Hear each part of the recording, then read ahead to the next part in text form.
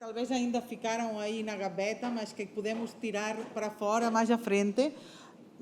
De facto, todas as sessões que estamos a trabalhar estão ao redor do assunto da corrupção.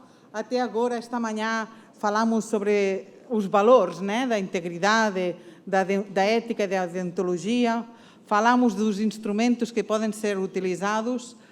Falamos aqui, fizemos uma fotografia do estado, do estágio, né, da justiça e dos casos de corrupção que existem, mas também refletimos como os mecanismos que temos para monitorar esses casos não estão a funcionar 100% porque há incongruências e discrepâncias, né, o que vimos até agora, mas ainda tem outro mecanismo, que são os mecanismos de denúncia que estão disponíveis para os cidadãos.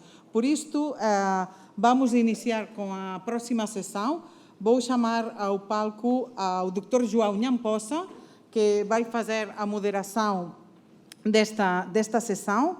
Lamentavelmente, fomos informados há pouco tempo que o provedor, a Sua Excelência, o provedor da Justiça, o Dr. Isaac Xande, não poderá estar presente do nosso evento, mas vou convidar também o digno procurador representante do Gabinete de Combate, do Gabinete Central de Combate à Corrupção, o Dr. Lino Mate.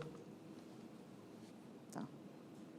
Para já, vou fazer a apresentação do Dr. João Nhamposa. O Dr. João Nhamposa é advogado sénior de Direitos Humanos, mestre em Direitos Humanos pelo Center for Human Rights, Faculdade de Direito da Universidade de Pretória, na África do Sul. Possui uma considerável experiência em litigância de interesse público, na reforma legal e na assistência legal às comunidades locais e grupos vulneráveis, principalmente em matéria de direitos econômicos, sociais e culturais. Prestou assistência jurídica em mais de 10 casos judiciais emblemáticos no contexto da indústria extrativa, inconstitucionalidade das leis e responsabilidade do Estado por violação dos direitos humanos. Sendo assim, vou passar a palavra ao Sr. Nhamposa para introduzir a temática a ser debatida e também para apresentar ao Dr. Lino Mate. Obrigado.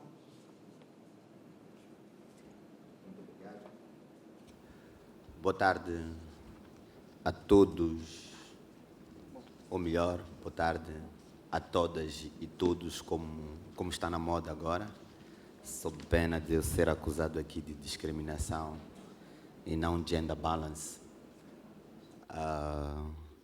Vou também seguir a moda moçambicana de dizer que todo o protocolo observado, a considerar que todos estão integrados ou no todos ou em todas. O doutor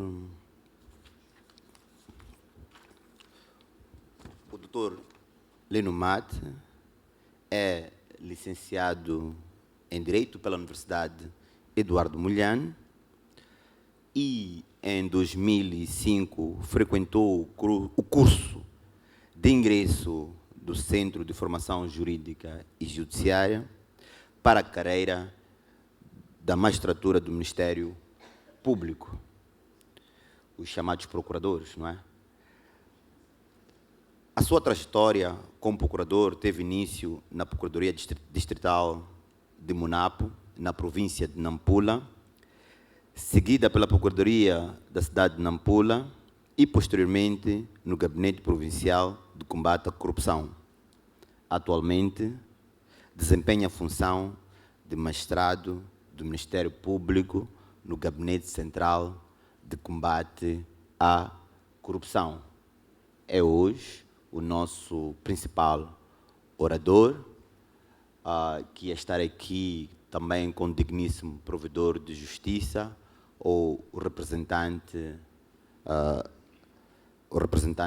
do digníssimo procurador da justiça, os quais não puderam se fazer presente com os devidos justificativos, pelo que o Dr. Lino Mate é hoje o nosso líder, o nosso chefe, tem mais tempo para brilhar, não é? Então, e o tema que vamos tratar hoje é sobre fundamentalmente os mecanismos de denúncia nos casos de corrupção. É este tema que nós vamos tratar. Mecanismo de denúncia nos casos de corrupção já sugere de per si que existe corrupção e que também existem mecanismos de denúncia. O que nos falta é saber até que ponto esses mecanismos são eficazes, até que ponto esses mecanismos estão sendo devidamente implementados, quais os desafios, se elas de facto respondem à questão da integridade ou não, se está sendo útil ou não, até porque temos legislação sobre esta matéria. Desde já recordar a legislação de proteção dos denunciantes, testemunhas por aí, que o próprio Estado concebeu, tendo em conta de que há necessidade de proteger este grupo de cidadãos que ajuda no combate à corrupção. Por isso, Dr. Lino Mate, o que é que nos tem a dizer relativamente à questão da ética e da integridade dos profissionais da justiça? O que é que nos tem a dizer sobre os mecanismos de denúncia? Até que ponto são efetivos? Obrigado.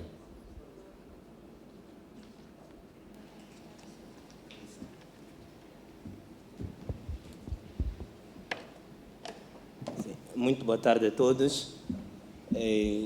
Agradeço muito pela oportunidade que nos é dada de estar aqui diante desta magnífica plateia. No entanto, quero agradecer ao nosso moderador pela elevação que me fez, a dizer que sou o principal orador. De resto, eu nem era orador. O orador era mesmo digníssimo provedor de justiça. Acho que estaria aqui como um órgão, entre aspas, auxiliar, e para ouvir o que o digníssimo nos falaria sobre os mecanismos de denúncia e, eventualmente, iríamos complementar com as questões que fossem para nós lançadas. Mas, seja como for, vamos tentar discorrer um pouco sobre esta questão da corrupção no setor da justiça, e a apresentação que aqui fazemos é uma espécie de reflexão no que tange às denúncias para o combate à corrupção no setor da justiça. Como vimos das intervenções anteriores, é um facto, é certo, que o fenómeno da corrupção é prevalecente, infelizmente, ainda no seio da nossa sociedade. É prevalecente a despeito do cometimento das entidades competentes a combatê-lo, porque estamos a tentar, estamos a lutar, estamos a combater este fenómeno, mas prevalece. E os dados da Transparência Internacional, né, não nos desmentem. Entretanto, prevenir e combater a corrupção é mesmo tarefa de todos. Um dos aspectos de capital importância no que se refere à prevenção e combate à corrupção é a matéria, de fato, respeitante à denúncia em geral e a temática sobre como é que se dá início a uma investigação dos casos, nomeadamente aqui dos casos de corrupção. Este fenómeno da corrupção é uma realidade na nossa sociedade, incluso no setor público. Temos, por isso, que no sistema de administração da justiça não estará isento da ocorrência deste fenómeno. As entidades que integram o sistema de administração da justiça, certamente, e dizemos isto com extrema tristeza e elevada preocupação, vimos no painel anterior, foi aqui mostrado, por isso dizemos com tristeza e preocupação, não estará imune, não estará isento a estas práticas, não escaparão a estas práticas. Sempre há de se verificar um outro caso. E a pesquisa brilhante feita pelos colegas do Centro de Integridade Pública assim o dizem, os casos também assim o dizem.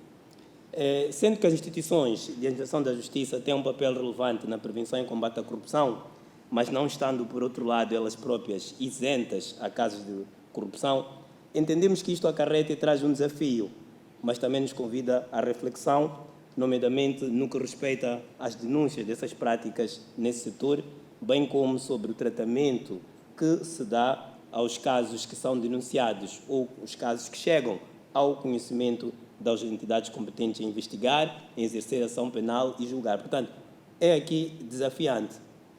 Os casos de corrupção no setor da justiça têm que ser também resolvidos, analisados, processados por outros atores que estão no setor da justiça. E cabe ainda recordar que o artigo 11 da Convenção das Nações Unidas contra a Corrupção, especialmente, ou também estipula que os Estados devem adotar medidas para prevenir e combater a corrupção no Judiciário, incluindo o Ministério Público. A questão sobre a efetividade dos mecanismos de denúncia em geral e dos casos da corrupção no setor da justiça em particular, bem como o tratamento que se dá aos casos conhecidos e ou denunciados neste domínio, a administração da justiça, é bastante relevante, por isso gostamos de ver este tema aqui a ser abordado, não podendo nós perder de vista que um dos fins mesmo do Estado é exatamente, está bem escrito e dito na ciência política, é a justiça. Portanto, é importante efetivamente termos, tomarmos conta destes casos. De nossa parte, costumamos nos perguntar como alcançar ou realizar o fim da justiça quando aqueles a quem estão acometidas funções nesta área se entregam à corrupção. É uma pergunta: como alcançar a justiça quando temos os intervenientes também engajados nestas práticas corruptas? Tendo sido constituído em Estado no âmbito do contrato social, né, tão bem celebrado, explicado pelo famoso filósofo Genebrino, os atores do sistema de administração da justiça, aos atores do sistema de administração da justiça foi-lhes otorgado um papel relevante no que tange ao cumprimento de uma das suas finalidades, como vimos, a realização da justiça. Daí que seria de esperar que estes atores, nós que estamos no sistema da administração da justiça, fôssemos os mais probos, fôssemos os mais probos dentre os probos. Se temos atores do sistema da administração da justiça que se deixam conspurcar nas turvas, nas barrentas águas da corrupção, nós, o povo, porque estamos com o povo, iremos nos indagar, iremos perguntar: quem irá então garantir a liberdade dos indivíduos? Quem irá dirimir com justeza os conflitos sociais?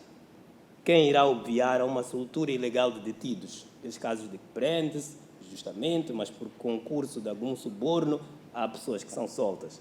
Quem irá garantir para o estabelecimento de uma relação harmoniosa entre os indivíduos? Quem irá mediar os diferentes no seio da sociedade? Quem irá investigar, prender, deixar de prender, acusar, arquivar, julgar, condenar, absolver, apenas e apenas em conformidade com os factos e com a lei? Dentre outras questões que podemos nos colocar. A este propósito, verificamos que os atores do sistema de administração da justiça têm que trabalhar casos ligados a outros seus colegas. Isto nos convoca também aquela questão que há um jurista nosso da praça que gostava e gosta muito de perguntar sempre: quem é que há de vigiar os vigilantes? Porque os atores do sistema de administração da justiça estão investidos como que os guardiões, os vigilantes da ética, da moralidade, da legalidade. Para que tenhamos um sistema de justiça forte e íntegro que promova um Estado de Direito efetivo, é menester que tenhamos mecanismos de denúncia dos casos desviantes nesse setor e que os casos denunciados ou participados sejam pronta e devidamente investigados sem manifestação de nenhum tipo de protecionismo corporativista. Em algum momento ouvi, até parece que realmente pode haver essa tendência de haver um protecionismo corporativista. Temos que nos despir disto. Sim, aqui está o grande problema.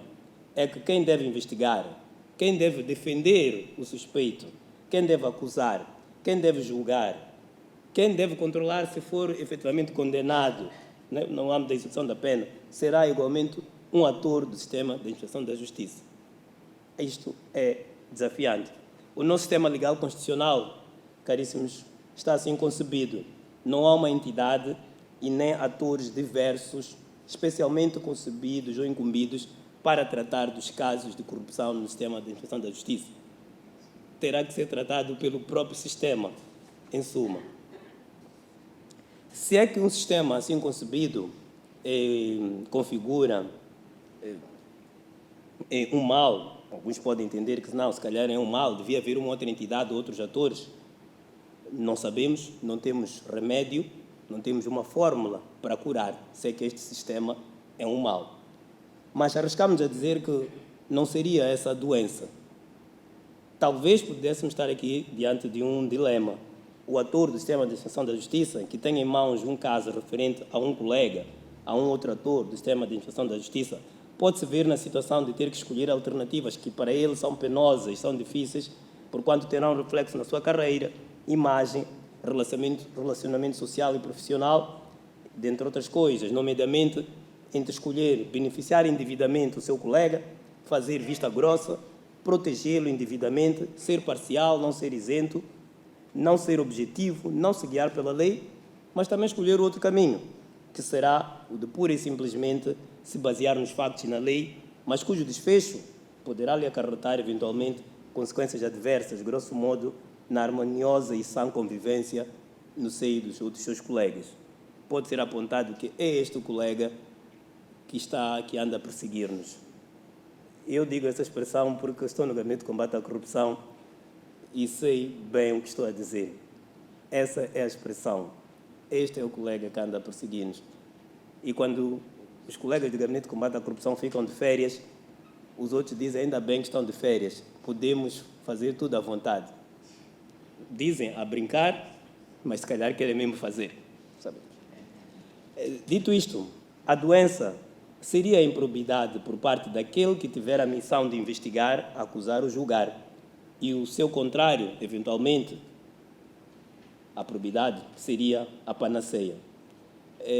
Contudo, nenhuma farmacêutica está apta a produzir este remédio, esta qualidade de ser probo. Encontrar este remédio exige um caminho tortuoso, exige embrenhar-nos nas densas matas do nosso próprio ser. No primeiro painel, gostamos de uma expressão que foi usada pelo professor Dr. Severino Nguenha, retrazer-nos. Né? Nós queremos dizer, temos de nos reencontrar, e trouxe-nos hoje uma expressão interessante que sublinhei, retrazer-nos. Relativamente ao setor da justiça em Moçambique, tradicionalmente, este setor congrega um conjunto de entidades, cada uma com as suas atribuições e competências próprias, mas todas elas concorrendo para uma mesma finalidade, que é a realização da justiça.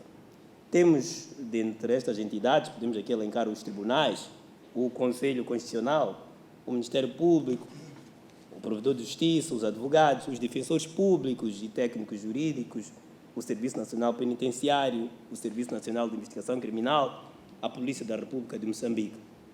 No quadro ainda do pluralismo jurídico, podemos nos referenciar também a outras entidades, como o caso dos tribunais comunitários, que de resto até tem consagração constitucional, pois a nossa Magna Carta estipula no número 2 do seu artigo 222 que podem existir tribunais comunitários e, de facto, temos, posto que foram criados pela Lei nº 4/92 de 6 de maio.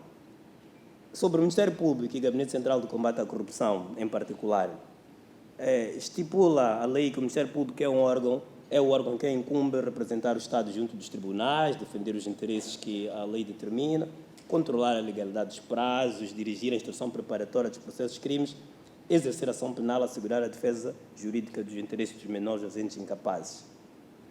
O Ministério Público compreende a respectiva magistratura,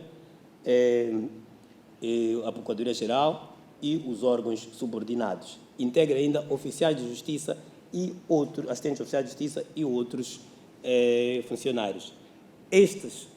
Será sobre estes a quem devemos prestar atenção, na parte do Ministério Público, no sentido de prevenir e combater a corrupção.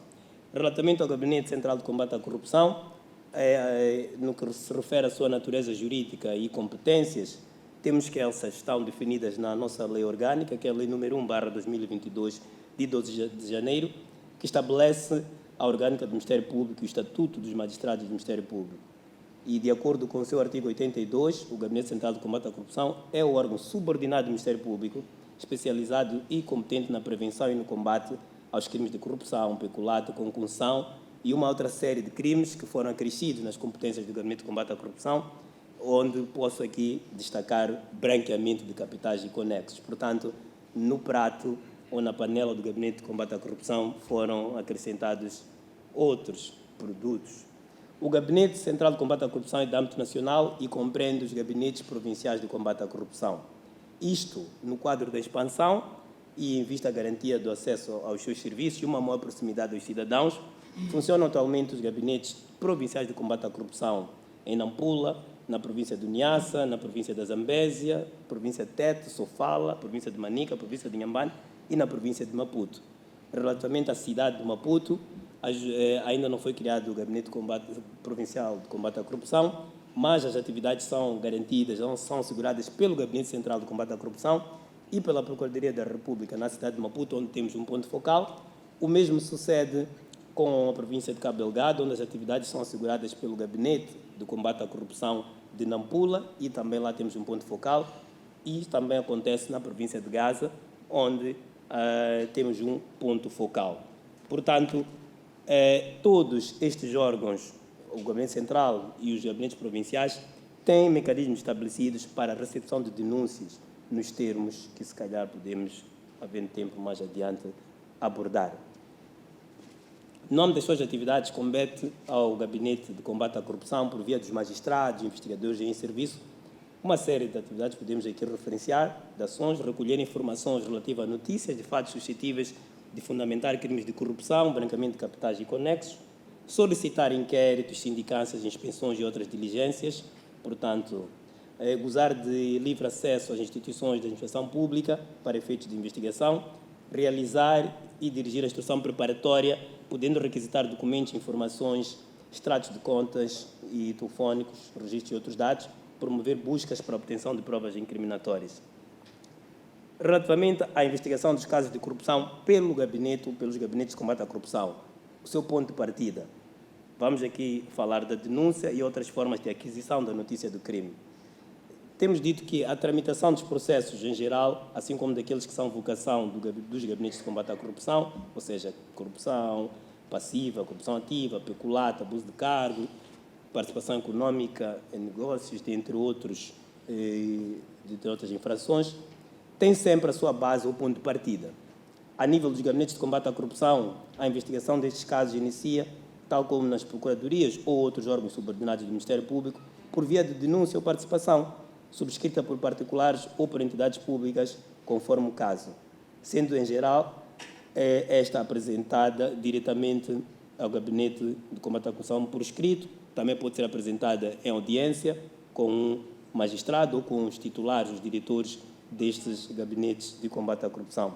Pode ser apresentada também denúncia por via de correio eletrónico e ainda dispomos de uma linha verde, os gabinetes de combate à corrupção dispõem de uma linha verde, que são linhas de telefone acessíveis para qualquer cidadão, sem custos para os cidadãos. Analisado o conteúdo da denúncia, esta pode ser autuada num processo de instrução preparatória, pode ser necessário fazer uma pré-averiguação, nomeadamente recolha de informações e documentos, em vista a verificar que se consubstancie para efeitos de abrir um processo de crime, ou até pode ser liminarmente arquivada, porque, venhamos e convenhamos, nem tudo que é denúncia há de merecer a devida dignidade para ser investigado. Depois, o processo segue, obviamente, seus trâmites, culminando com o arquivamento ou dedução da acusação, se for o caso, remetido ao tribunal competente para efeitos de julgamento. Temos de referir ainda que, estando em causa crimes de natureza pública, independentemente de haver sido submetida a alguma denúncia ou participação, o Ministério Público, por dever de ofício, sublinhamos, deve instaurar o processo, bastante que para tal tenha conhecimento do caso, seja qual for a forma pela qual teve conhecimento do caso. Pode ter conhecimento por via dos órgãos de comunicação social, recolha de informação operativa, temos colegas cujo trabalho é este, recolher notícias de casos ligados à corrupção. Pode ser por via de outros processos, há processos de natureza civil, laboral, fiscal, administrativa, que têm alguns factos que configurem crimes de corrupção e são comunicados, muitas das vezes, ao Gabinete de Combate à Corrupção. A propósito da notícia da infração, temos no nosso Código Penal de Processo Penal vigente os artigos 284 e seguintes que devemos todos levar em conta. Se formos ao artigo 284, relativo à aquisição da notícia do crime, estipula que o Ministério Público adquira a notícia do crime por conhecimento próprio, por intermédio dos órgãos de polícia criminal ou mediante denúncia. Portanto, lá está sempre.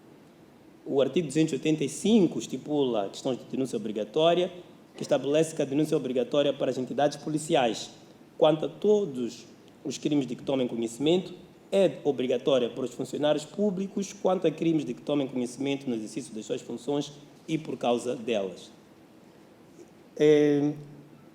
Relativamente ao artigo 286, versando sobre auto de notícias, temos aqui que qualquer autoridade judiciária, órgão de serviço de investigação criminal ou entidade policial, que constatar uma infração, deve levantar um auto de notícia ou mandar levantar um auto de notícia.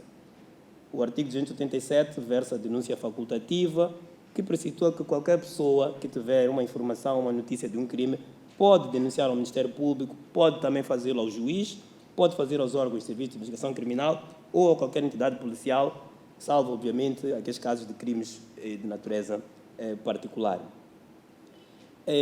Temos o artigo 289 do Código de Processo Penal, que versa a forma e conteúdo da denúncia, que apenas estipula que a denúncia pode ser feita verbalmente ou por escrito e diz que não está sujeita a formalidades especiais.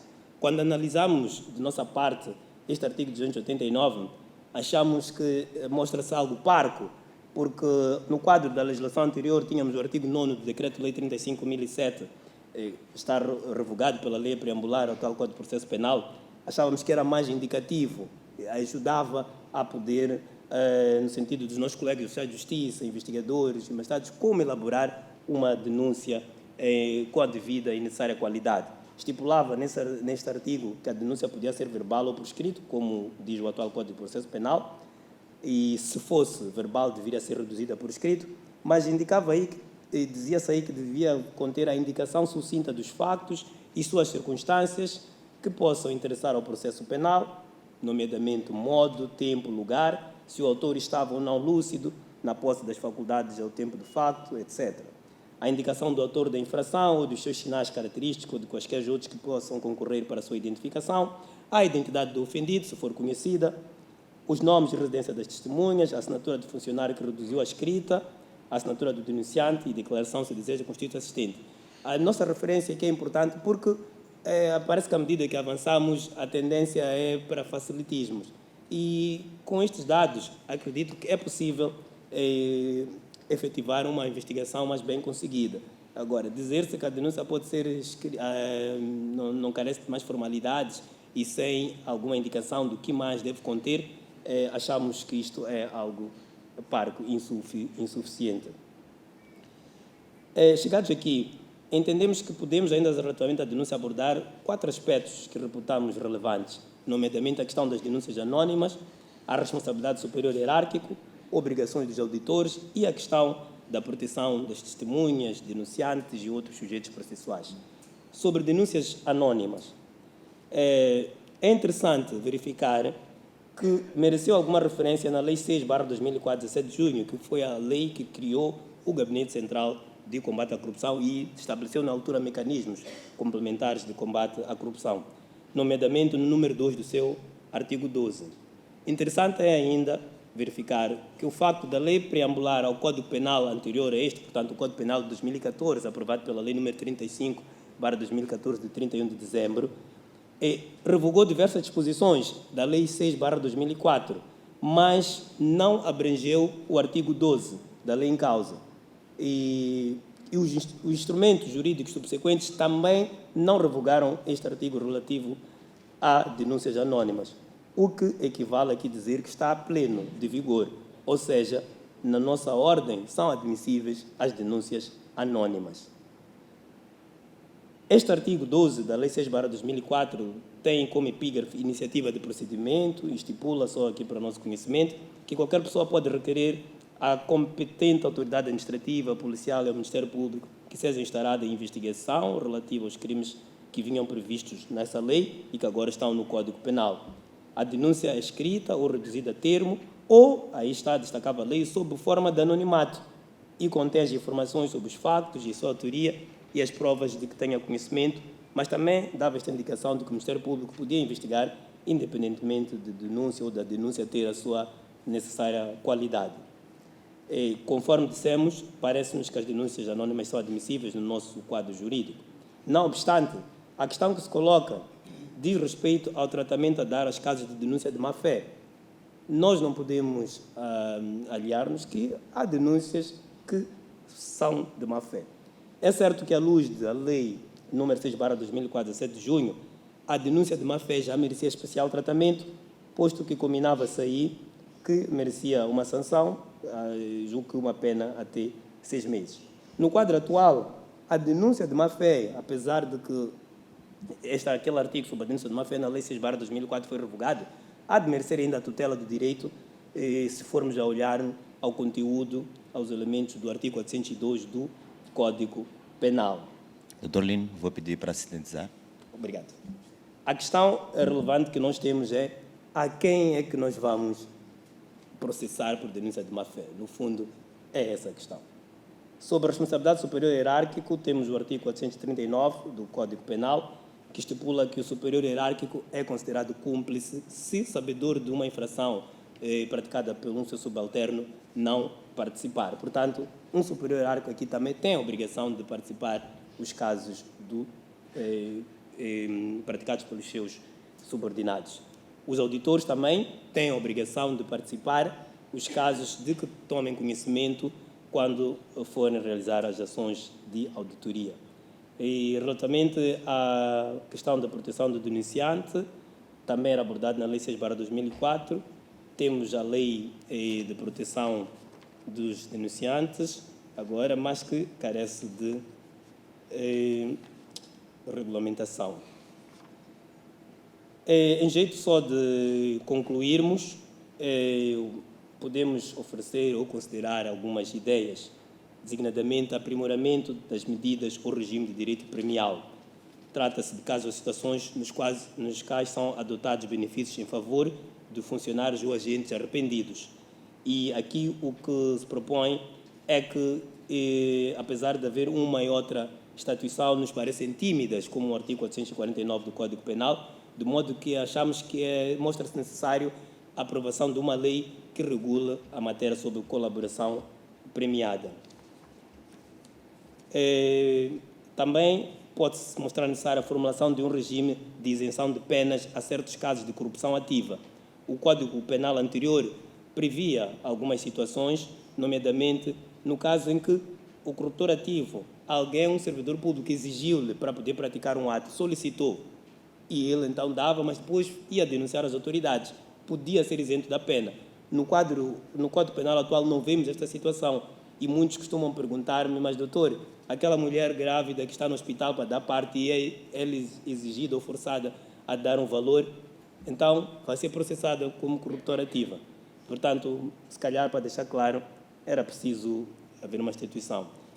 E vamos parar por aqui. Há outras questões que poderemos abordar mais adiante. Então, agradeço a atenção. Obrigado.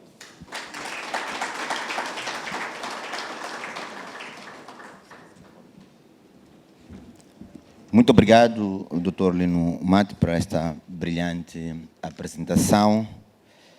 Não sei os outros, eu fiquei com a sensação de que em Moçambique está tudo bem, não temos nenhum problema, até porque a legislação está aqui, nos explicou como denunciar, depois da denúncia o que é que se vai fazer. Está lá o gabinete, ainda que os outros pensem que durante o período de férias não aconteça nada, mas estão lá e muito obrigado pela apresentação.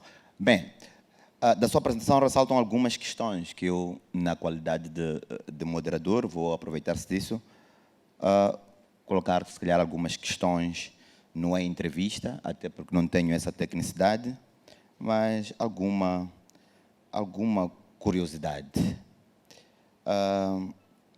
Em Moçambique, nos últimos anos, é comum haver denúncias com recurso ao anonimato. Aliás, agora as pessoas até têm medo mesmo do anonimato. Começam a ter cada vez mais medo, sejam por causa das ameaças, intimidações, até chegarmos a situações de assassinatos. Acordamos sempre com a notícia de que alguém foi assassinado, alguém foi agredido, ameaçado, intimidado, sempre em conexão com atos de corrupção ou crimes conexos. Ora, se há este problema de anonimato e temos uma lei das testemunhas, até que ponto o sistema anticorrupção consegue garantir a proteção dessas mesmas testemunhas como forma de os incentivar a denunciar? Como forma de incentivar a denunciar? Eu penso que essa seria a primeira questão a colocar e gostaria de lhe ouvir primeiro antes de avançar para a segunda questão. Eu hei de voltar à plateia, mas tenho 3 questões, pelo menos, para colocar e animar a apresentação do nosso craque anticorrupção. Obrigado.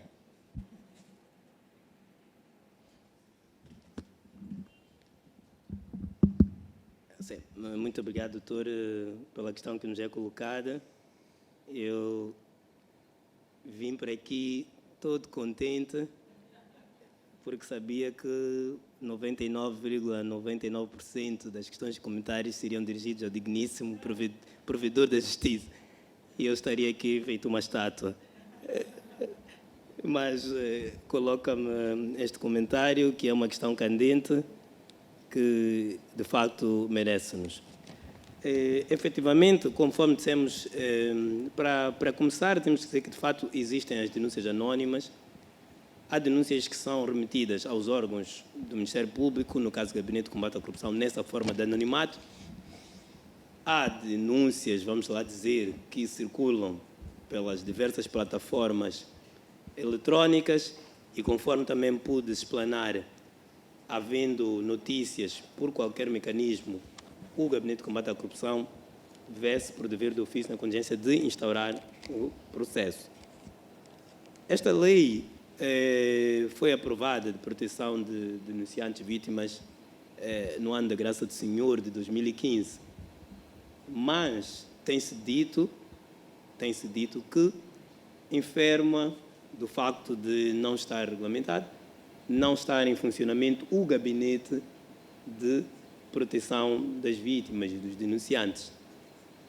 É uma lei que, ao nosso ver, tem medidas, como a própria lei diz, medidas especiais de proteção tão interessantes como a alteração do aspecto físico, né? Acho que vulgarmente podemos chamar de operações plásticas, a questão de uso de meios de prestação de depoimentos à distância, como videoconferências, atribuição de novas identidades, colocação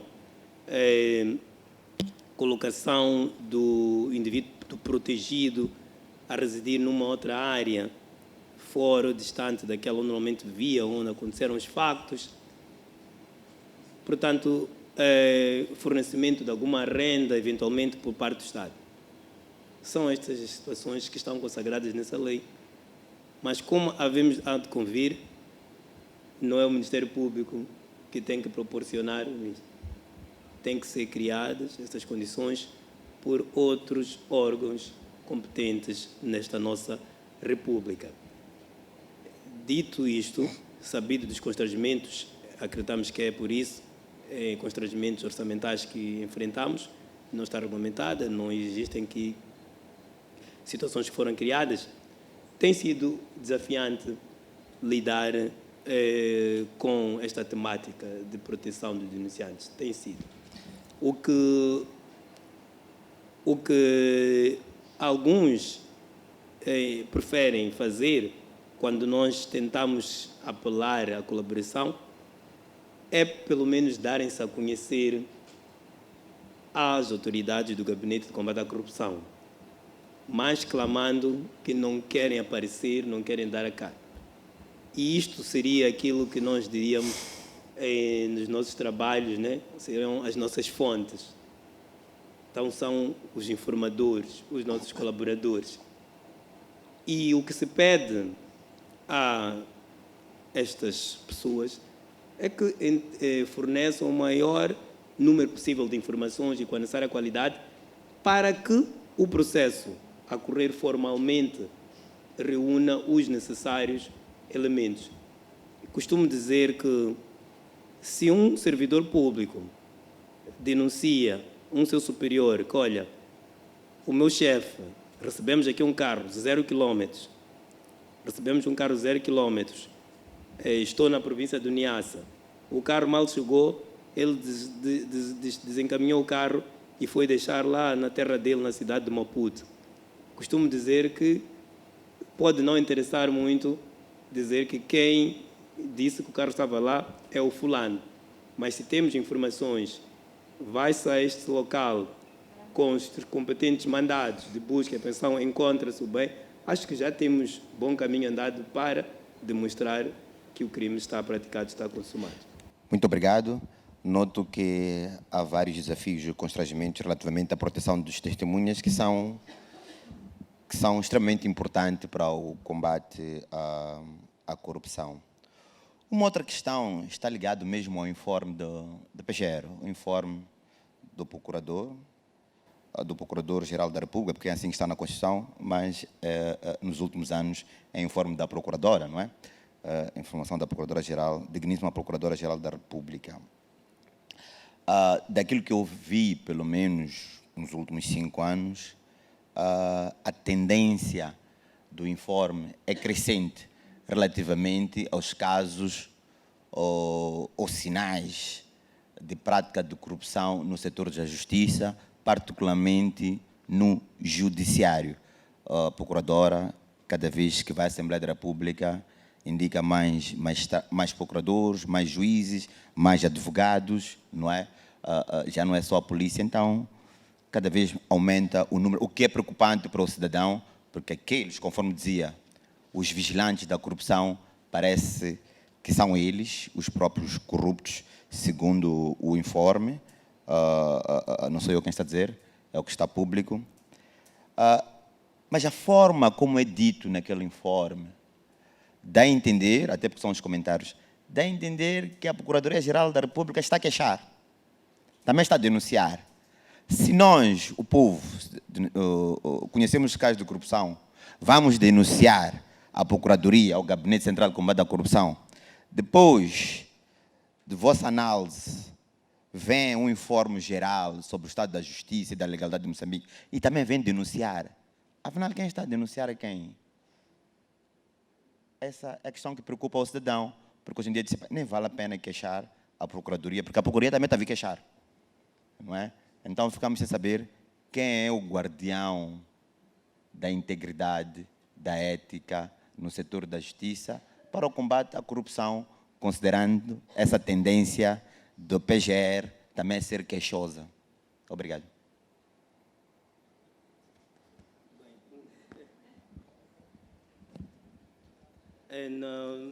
Pronto, isto é a constatação, né, do doutor e de outros, né, que a digníssima está a queixar. Não sei se nós outros interpretamos assim. O que eu interpreto, não é? Estou a tentar... Desculpa, só para não parecer que é algo mesmo pessoal, costuma vir escrito assim: há cada vez mais casos de corrupção no judiciário. Sim, então, percebo. É uma denúncia. Sim. Conforme do que eu consigo perceber da intervenção do doutor e consigo conjugar também dos informes do Procurador-Geral da República, fazendo a conjugação do que está a dizer e daquilo que das formulações frásicas do informe, eu entendo que tem a ver com aquilo que terei dito logo no início, que é a tarefa de prevenir e combater a corrupção. Acho que foram as minhas primeiras palavras depois de ser elevado, ser nomeado pelo doutor como orador principal. Terei dito que é a tarefa de todos. E se é a tarefa de todos, temos de engajar, envolver e apelar para que todos também se batam, se engajem nisto. desde logo os demais órgãos de soberania, outros órgãos do Estado, a sociedade em geral, os cidadãos, os órgãos, as organizações da sociedade civil. Eu não posso ver e nem estou a ver que é exonerar-se, é eximir-nos daquilo que nos compete como Ministério Público, mas é também buscar envolver os demais nesta batalha. E isto tem sido feito, tem sido conseguido. Temos trabalhado com organizações da sociedade civil, temos trabalhado com os cidadãos, com o povo. Nós outros temos ido até lá, aos distritos, aos palcos, onde as coisas acontecem, falar com as pessoas, damos palestras, capacitações. Então, é preciso dizer, não podemos nos fechar, não podemos esconder que estes factos acontecem. Aqueles que acontecem e de que temos pleno conhecimento, obviamente, aí é que se exige, sim, devem ser trabalhados. E acredito que no painel anterior mostrou, da pesquisa que fez, que existem casos a serem trabalhados. Bem, obrigado. A terceira e a última questão, antes da plateia, está ligado à questão da impunidade. Tudo é corrupção, costuma dizer, não há pequena corrupção, não há grande corrupção, mas na sociedade, daquilo que é a minha experiência, aquilo que se escreve, sobretudo na imprensa, há muita fome de justiça, ou sede de justiça por parte do cidadão comum, no sentido de ver os chamados graúdo, peixe graúdo, né? No setor da justiça, ou no judiciário, por assim dizer, que são processados até o fim, um processo transparente, processados como forma de combater a corrupção. O povo diz, eles os grandes fazem corrupção à vontade, se eles não são um exemplo, como é que vai se combater a corrupção? O combate tem que começar lá de cima, não é? E tem esta proteção. Há cada vez mais impunidade. Aliás, já começamos a ver sinais de promoção e proteção de quem pratica a corrupção em locais de destaque. Então, começa a ver também esse sentimento da sociedade de que a corrupção, o crime, compensa, não é? Compensa. O que é que nos pode dizer relativamente a esta tendência crescente da impunidade, da premiação da corrupção? Aliás, vou mais longe, porque também é minha área, situações que se começa a falar agora de compra de sentença, não é? Aquela sentença foi comprada, aquele processo foi comprado no sentido de promover a morosidade. Há processos de corrupção que conhecem uma morosidade jamais vista. Então, uma forma de matar o processo, isto como mecanismos de proteção da própria corrupção. Espero ter-me feito compreender, mas esta é a última questão. Obrigado. Bem, se calhar mesmo começar pelo aquilo que disse no fim, são esses casos que nós queremos também que nos ajudem a conhecer, porque disse que tem conhecimento de alguns casos, então nós queremos esses casos, porque nós também costumamos indagar-nos os processos que nós trabalhamos e outros, qual é o desfecho desses casos. Trabalhamos vários casos, como o Gabinete de Combate à Corrupção, e estamos à espera de ver o desfecho. Alguns, ou vários, têm desfecho. E o desfecho não queremos dizer necessariamente que tem que ser a contento da investigação, mas pelo menos verificamos o desfecho. Agora, o que pedimos é a todos, como o doutor, que afinal tem conhecimento de alguns casos, que possam partilhar conosco, porque nós queremos ver se efetivamente alguns desses casos estão a ser protelados ou arquivados, entre aspas, porque há negociações. Portanto, é aquilo que dissemos. Por isso que, usando agora essa expressão, vamos nos queixar no Parlamento, sim, porque queremos a colaboração de todos. Há conhecimento, partilhem connosco. Costumo dizer que, infelizmente, a sociedade está como está, terá dito logo no início o professor Severino, mas costumo dizer que não podemos generalizar.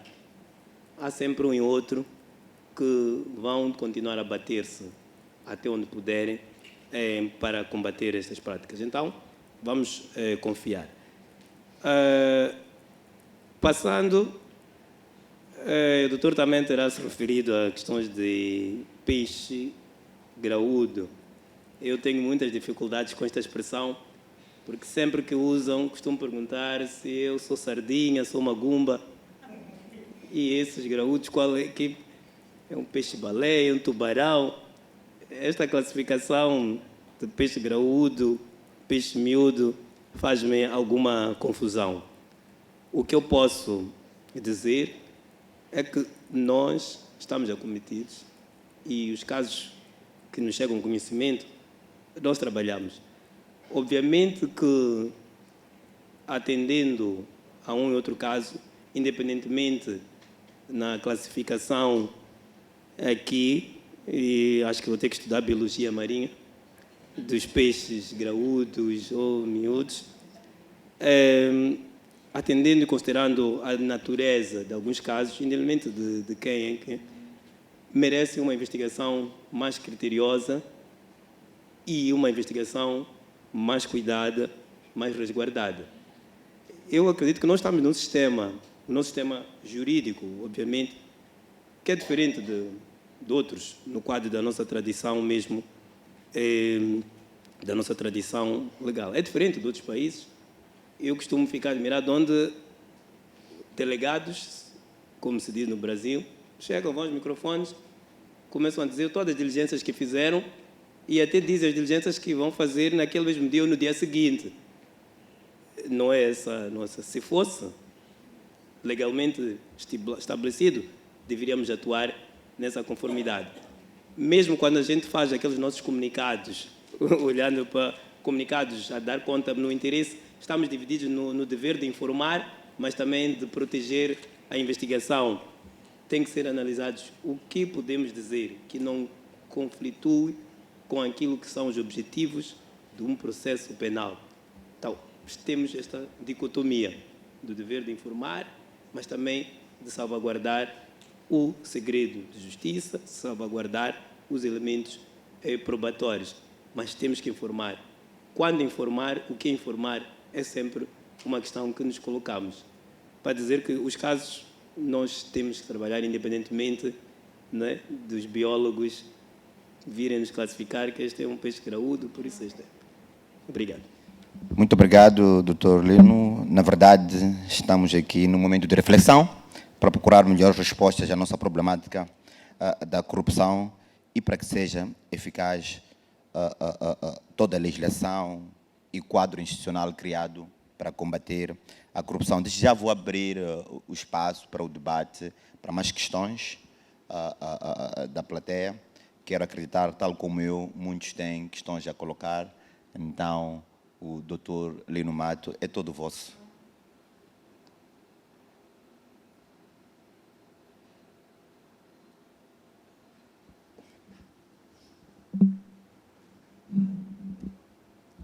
Bom, enquanto ninguém levanta o braço, vou aproveitando. Bom, eu só queria felicitar, em primeiro lugar, o Dr. Lino pela brilhante apresentação, também o Dr. Nhamposa pela excelentíssima moderação do debate. Comentar apenas a questão que o Dr. Lino coloca relativamente ao fato de o atual CPP não exigir requisitos especiais para a denúncia, não é? Eu penso o contrário do que diz o doutor. Eu acho que a ideia do legislador é mesmo facilitar a denúncia. Portanto, quando a lei impõe requisitos apertados para a denúncia, isso pode, de alguma forma, retrair a intervenção, especialmente nestes casos de crime e de corrupção. Então, quanto menos formalidades houver, melhor para a denúncia, e já agora com as denúncias anônimas. Eu, quando estive no crime, julguei processos que culminaram com condenações, processos que tinham iniciado com denúncias muito simples, não é? Denúncias muito simples, em que alguém escreve: eis-me, senhor diretor do Gabinete Central de Combate à Corrupção, venho por este meio informar que o diretor X está a usar uma viatura que adquiriu a substância X e termina por aí. Mas, a partir daí, o Gabinete Central faz uma investigação muito séria e efetivamente, encontra-se os indícios e nós, no Tribunal, chegamos a comprovar. Portanto, penso que não precisamos de apertar muito nos requisitos da denúncia, porque, efetivamente, onde tem que haver requisitos mais apertados, nomeadamente na acusação e na sentença, aí sim, mas a denúncia tem que ser mesmo mais facilitada. Dois, quero também comentar, não é protecionismo, mas a segunda questão que o doutor Nyamposa coloca. Eu também concordo com o doutor Lino que a digníssima PGR não está a denunciar ao povo, não está a se queixar. Ela tem uma obrigação constitucional de dar o informe geral da nação e ela está a comunicar que nos últimos anos eu, como PGR, constato que o número de casos de corrupção está a subir. Portanto, é uma comunicação e, de alguma forma, nos ajuda até a refletirmos. Eu até já tive momentos que achei que ela exagera nessas comunicações, mas pronto, ela tem este dever constitucional. Se não me engano, foi ano passado, até estive com o doutor Sumbana num debate da TV, no próprio dia, em que a PGR disse que havia magistrados também envolvidos em casos de rapto. Eu disse, uau, mas é possível isso? E eu e o doutor Sumana estivemos na TVM para justificar isto, não é? Ficamos embaraçados, porque a digníssima, que é quem tem a informação mais completa, não é? Ela dirige o órgão, comunica-se com todos os órgãos subalternos ao nível do país, ela tem toda a informação e pronto. Lançou a informação e estivemos lá nós para justificar o que é que achamos, nós como associações de magistrados, e não é tarefa fácil. Então, penso que ela está a fazer o seu trabalho, está a comunicar e também aproveitando este momento, esta comunicação para nos consciencializar no sentido de não nos envolvermos nessas práticas, porque, na verdade, como desde manhã está a ser dito aqui, e todos sabemos, corrupção praticada por nós é algo muito perigoso, é algo muito maléfico, é mais grave do que a corrupção praticada pela senhora do mercado, como dizia o professor Severino Nguenha. Portanto, era só isto que eu queria deixar como contribuição, mas, mais uma vez, parabéns pela brilhante moderação e apresentação do tema. Obrigado.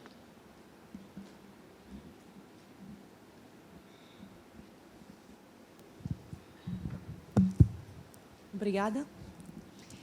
Aqui é a Tina Lorizzo, estou aqui. Sim, ok. Obrigada, aqui é a Tina Lorizzo. Dizia, apenas uma pergunta, a sua experiência com as linhas verdes, acho que chamam-se assim no Gabinete Central, as linhas verdes, qual tem sido a sua experiência, vindo também das províncias, Nampula, se não erro, se as pessoas usam as linhas verdes, como que tipo de utente usa essas linhas e como têm sido os procedimentos para responder a essas outras formas de denúncias. Obrigada. Bom dia, chamo-me Esperança Nhangume. Até acabei ficando um bocadinho ultrapassada, porque eu também queria abordar a questão das linhas verdes para a denúncia pelos utentes e também pelas instituições públicas acerca de casos de corrupção que possam ocorrer. Nós somos da área dos registros de notariado e o nosso principal alvo, né, público-alvo, são as pessoas, os utentes que vêm lá à procura dos nossos serviços. E nós também somos indicados como uma entidade vulnerável, né? Suscetível a muitos atos de corrupção, porque nesses locais onde há pagamentos de taxas, onde há emolumentos, há sempre mais suscetibilidade de atos de corrupção. Mas já há situações em concreto que nós acabamos identificando de cidadãos que vêm para corromper os serviços. Posso aqui dar exemplos gritantes que vocês até nem vão acreditar. A pessoa pode chegar e dizer, bom, eu vou pagar um valor X para lavrar um ato de casamento porque eu pretendo ter uma nacionalidade, porque já casei-me há 2 anos, mas ainda preciso faltam-me ainda 3, então peço que me lavre uma certidão, um assento e emita uma certidão que diga que eu casei há 5 anos atrás para obter a nacionalidade. São coisas desta natureza, de atos de pessoas que vêm corromper. A questão é, nós temos conhecimento destas situações. O que falta é este elo com o Gabinete Central de Combate à Corrupção, de questões de uma abertura para que, no momento em que está a haver o ato de corrupção, ele possa ser denunciado. Falo da parte do utente e também da parte do próprio funcionário, porque ele também é corrompido. Eu não sei quantas vezes já apareceram no meu gabinete a me dizer, peço para fazer uma procuração com a data de não sei quantos, está aqui um envelope, imagina. Há muita coisa que acontece na função pública. Estou a dar exemplo daquilo que eu vivo no dia a dia. Mas é preciso é preciso estreitar esta ligação com o Gabinete Central de Combate à Corrupção para que esta denúncia seja feita em tempo real. Nós já experimentamos as linhas verdes, mas as linhas verdes, elas não são eficazes, não têm uma resposta imediata. Até o tempo em que nós vamos escrever, fazer uma denúncia por escrito, vezes já em que nós não temos conhecimento sobre a identidade dessa pessoa. Sabemos que é um utente que vem-nos fazer uma proposta indecente, né? Diria assim, mas como é que eu vou chegar ao Gabinete Central de Combate à Corrupção para denunciar? Há situações em que nós tivemos mesmo que reter alguém, mandamos um dos colegas para o Gabinete Central de Combate à Corrupção e, por acaso, teve um desfecho porque envolvia outras instituições, como a DIC, que alguém queria vir fazer uma certidão falsa para poder fazer um BI também falso. Então, nós percebemos que ali havia um esquema que até culminou com o desmantelamento de um grupo de malfeitores que fazia certidões falsas por aí. Foi bom, porque depois soubemos do desfecho, mas a maior parte dos casos nós não temos acompanhamento, não temos contacto com o Gabinete Central, então, por favor, o que nós queríamos pedir era que criassem esses mecanismos fáceis de denúncia em tempo real. Nas nossas conservatórias, nós colocamos os nossos números como diretores das conservatórias, no sentido de se houver algo que consubstancia um ato de corrupção, por favor, denuncia. E para nós ligam, olha, está a acontecer uma situação assim e nós tomamos medidas imediatas, mas nos casos gritantes que precisamos de contactar, por favor, queremos que deixassem essas linhas abertas. Muito obrigada.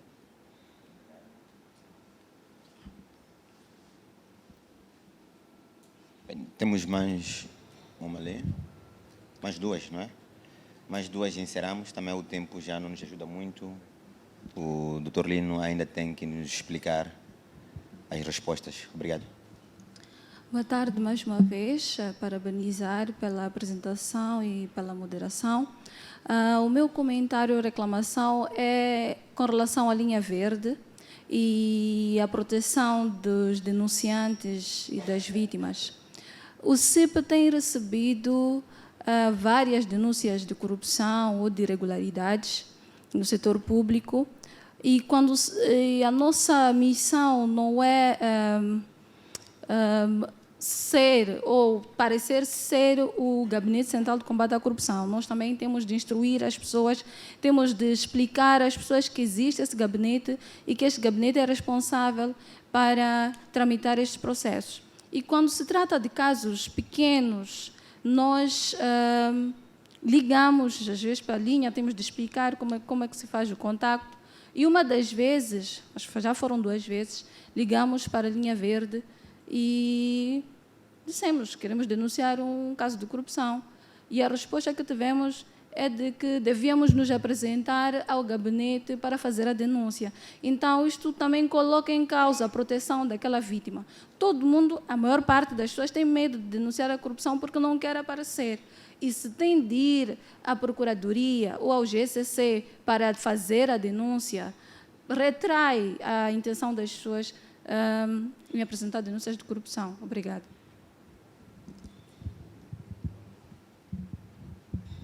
Boa tarde mais uma vez. A primeira questão que eu tinha também já ficou ultrapassada porque tinha que ver com a questão das linhas verdes, mas vou à segunda para si, Dr. Lino. estamos aqui a fazer essa reflexão, e estamos aqui todos, somos das associações profissionais do setor da justiça. Grande parte, tirando aquela questão do desvio de fundos dos magistrados judiciais, mas grande parte da corrupção que ocorre com os magistrados judiciais estão sempre envolvidos advogados. Nada contra os advogados, mas eu sinto que é neste, como é que eu podia dizer, neste fórum que temos que discutir as coisas e refletir. Grande parte dos juízes que se envolvem em corrupção estão sempre também ligados com a atuação dos advogados. É difícil um cidadão sair de casa e ir abordar o juiz no seu gabinete para ter uma sentença favorável ou alguma atuação no sentido em que aquele cidadão pretende. Grande parte, como eu dizia, os advogados que têm o contacto com o juiz vão cobrar do cidadão e depois entregam os magistrados judiciais. Queria saber, a nível do gabinete, nós sabemos que os magistrados judiciais têm autos já lavrados contra magistrados judiciais. Temos casos registrados de advogados também envolvidos em esquemas de corrupção com os magistrados. Obrigada.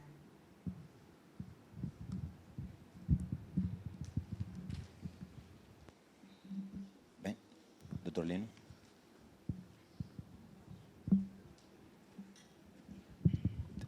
Dr. Lino, desculpa, vamos levar mais uma. Boa tarde. Chamo-me Catarina Camal, sou advogada. Não quero responder à questão porque não é o que eu pretendo falar. Foi apenas uma coincidência. No entanto, a minha questão é muito simples. Nós temos setores de inspeção judicial e da magistratura do Ministério Público. Eu gostaria de saber se estes setores têm alguma relevância em termos da apresentação de queixas. Como é que se relacionam entre os setores de inspeção e as denúncias? Obrigada. Bem, Dr. Lino, tem cerca de 5 questões por responder. Vamos pedir, mesmo que seja sintético, estamos já a ser corruptos com o tempo dos outros agora. Boa tarde. Obrigado. Desculpa. Eu não tenho aqui... Meu nome é Lúcia Marisa, eu sou do Instituto de Comunicação Social.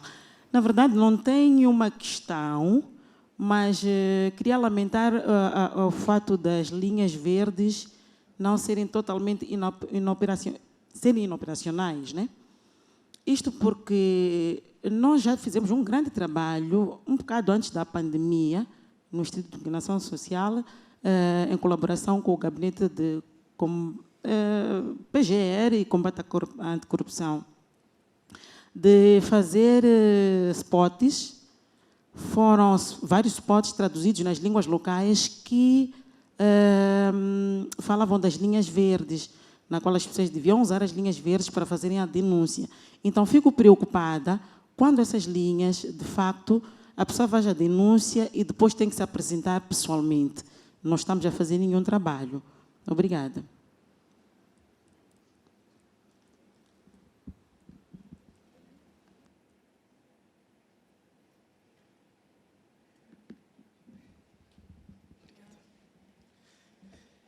Muito obrigado para quem vinha assistir o Digníssimo a falar. Fico um tanto quanto, vamos dizer aqui, meio bombardeados.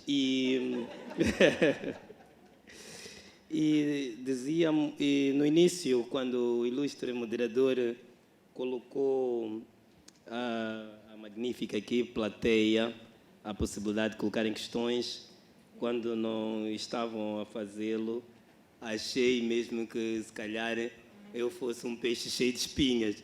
Normalmente são aqueles peixes pequenos, mas acabaram fazendo. E agradeço as diversas intervenções, desde logo concordar mesmo com o excelentíssimo presidente da associação, que de facto os informes, e acabou auxiliando nas nossas respostas, estão mesmo a comunicar com a sociedade no cumprimento de um seu mandato constitucional.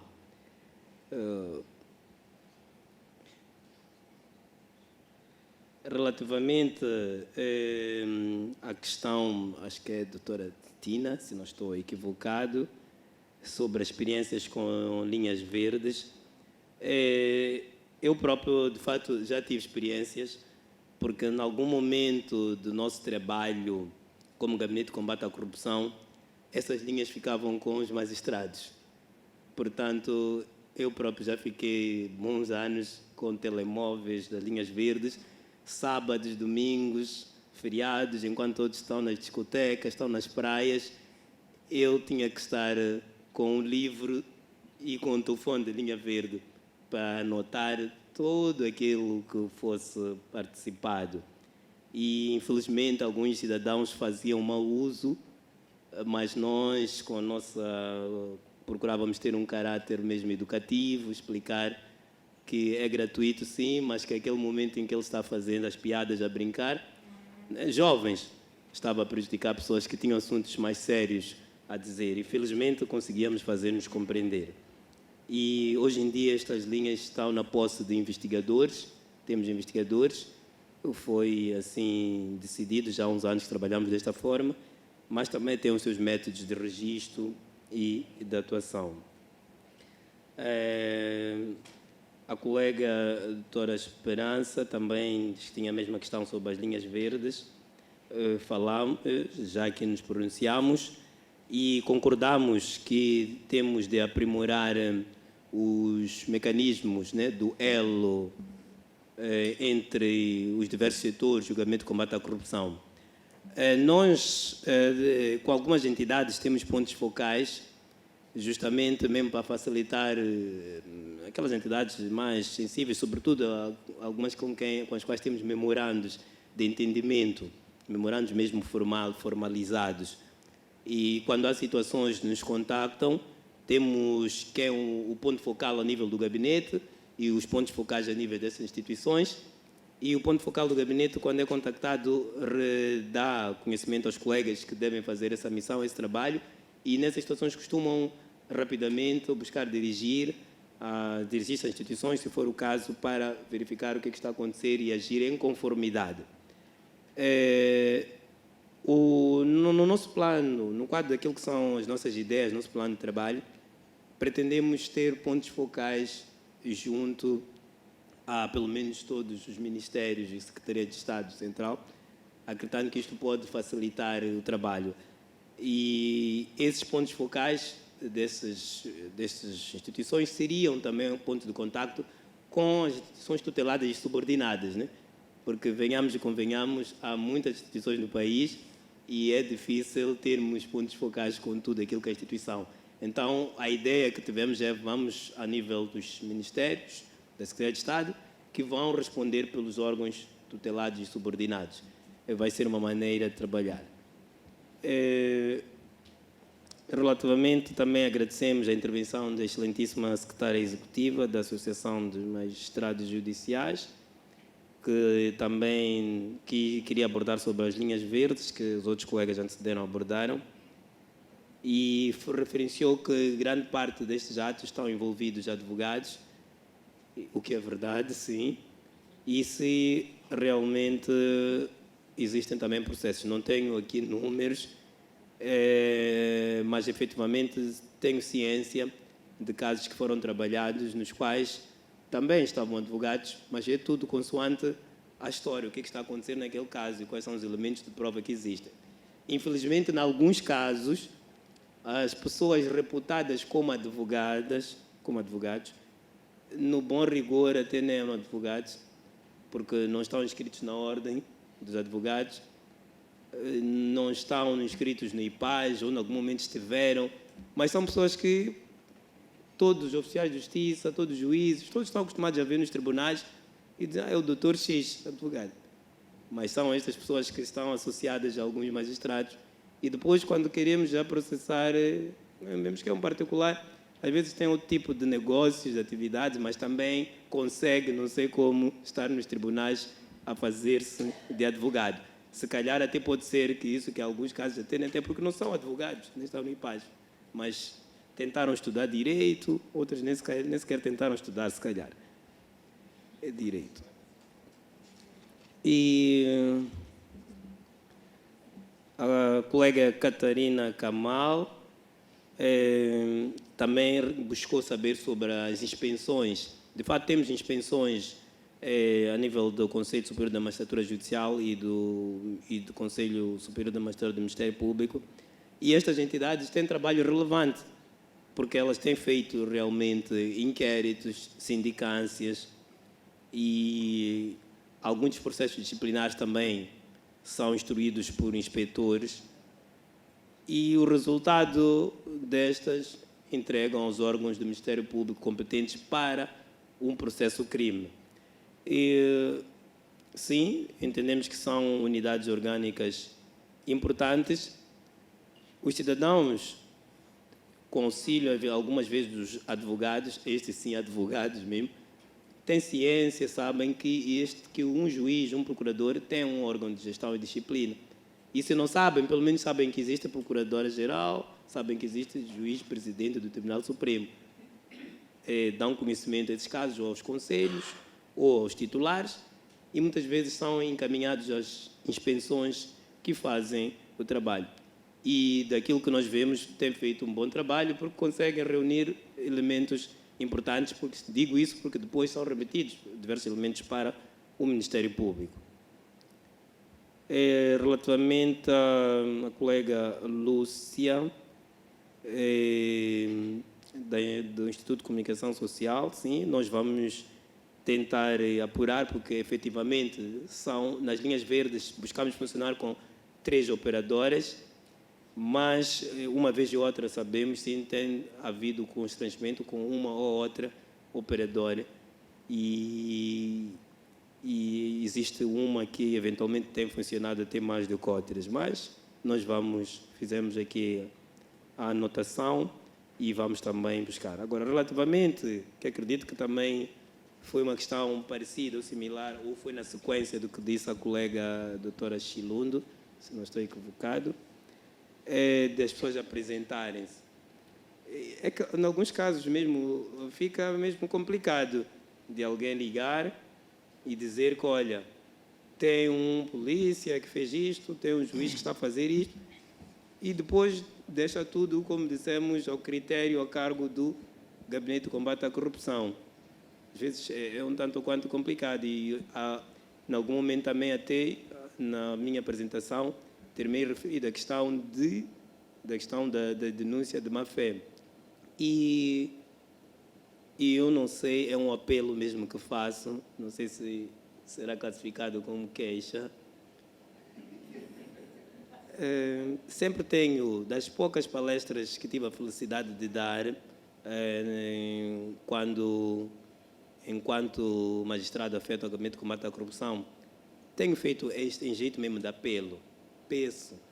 As pessoas conseguem identificar e saber, não, aquele investigador criminal, aquele juiz, aquele procurador, parece que sim. Então, peço, confiem. Se não querem confiar em toda, pelo menos identifiquem uns e colaborem. Porque a questão das linhas verdes pode funcionar para certo tipo de casos, independentemente de interagir-se diretamente com a pessoa ou da pessoa apresentar-se. Há pessoas que dizem que querem apresentar uma queixa, lá está, na biologia marinha, contra certos tubarões, estou a tentar aprender, quero ter nota. Afinal, conhece? quero ter nota 20, a gente Não, faz eu o falava professor- quando o peixe professor- graúdo, agora fala Não. tubarões, afinal conhece. Quando o professor nos diz, a gente tem que sabe, escrever como o professor nos diz, muitas das vezes. Depois vamos fazer a nossa própria tese, quando tivermos autonomia. E as pessoas dizem que, olha, quero, mas tem até provas, elementos. Nós temos, ok, dê-nos estas, porque nem os factos concretos não. E dizem, mas não, porque ele tem a faca e o queijo nas mãos. Uns dizem que até tem vídeos, tem gravações, tem toda uma série. E nós ficamos assim, não, mas colabora, diga pelo menos o que em concreto fez. Dizer-nos que aquele diretor, aquele administrador, aquele governador, aquele é corrupto, faz isto, mas não nos dá factos concretos. É um tanto complicado, diz que tem a faca e o queijo na mão. Então isto fica complicado. Então, para terminar mesmo, só uma experiência que tive, e é mesmo para terminar. Quando comecei a trabalhar na província de Sofala, no Gabinete de Combate à Corrupção, justamente, há poucos anos atrás, em 2010,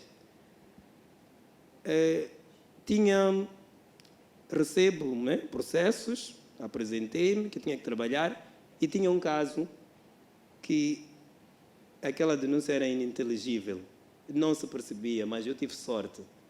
Tive sorte porque este vou despachar outros dias e coloquei de lado. Fui trabalhando com outros casos em que tinha que indicar diligências, fazer despachos mais. Aquele já sabia que isto é para arquivar, porque é só tempo para escrever o arquivamento. Semanas depois, apareceu um cidadão. Os colegas disseram que alguém quer falar com o magistrado. Estamos sempre aptos e prontos a recebê-los. E a pessoa diz que eu venho aqui reclamar porque apresentei uma queixa aqui, o meu processo não está a ter andamento, não está a acontecer nada. Eu disse, mas que caso é este que não está a acontecer nada? Então, disse, tem a ver com X. E eu sabia a denúncia e era anônima, lá está. Que era um caso que estava voltado a ser arquivado. E dissemos, o senhor é que é o denunciante? Ele disse, sim, eu é que denunciei. Mas não está a acontecer nada. Então, eu disse, ainda bem, peguei o caso porque conhecia. E dissemos, ok, explica lá, afinal. Isto é o quê? Fui tirando as notas. Em um mês, esse caso ficou fechado com acusação, condenação contra o dirigente, porque na interação facilmente eu consegui perceber o que é que se passava. Então, para dizer que cada caso é um caso, e pode ser que seja necessário um contacto assim, em aproximação. Então, vou parar por aqui e agradeço a sua atenção. Muito obrigado, Tolino. Nós mesmo roubamos o tempo dos outros. Penso que tudo está dito. Fica a reflexão de tudo que aqui se falou. Se teremos que mudar a cor das linhas verdes ou não, vamos refletir melhor para que funcione. Eu penso que a moral da história é que ainda há muitos desafios relativamente ao combate à corrupção em Moçambique e temos que melhorar muito relativamente à proteção dos denunciantes, testemunhas por aí fora. E semana passada, por ocasião desta semana, alguns dizem Semana da Corrupção, prefiro dizer de combate à corrupção, né? Então, quando a gente diz Semana da Corrupção, parece que abrimos as portas para a prática de corrupção, não é? Para a prática de corrupção. E o Gabinete Central de Combate à Corrupção dizia na imprensa, televisão, concretamente, que uma das atividades desta semana serão visitas às instituições mais corruptas. Eu disse, afinal temos um ranking. Estamos à espera de ver quais foram as instituições mais visitadas, porque a expressão foi essa. Uma das nossas atividades é visitar as instituições mais corruptas. O gabinete sabe. Então, estamos a aguardar o relatório das visitas. Obrigado.